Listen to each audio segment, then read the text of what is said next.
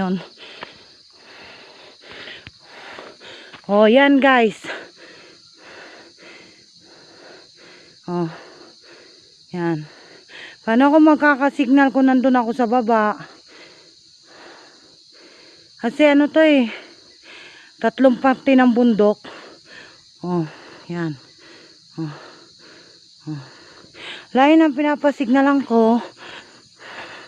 Alam ko naka-live si Mami Monique. Kasi nakita ko nung nandun pa ako sa medyo baba. Hindi talaga makapasok sa YT. Kaya kailangan ko pang umakyat.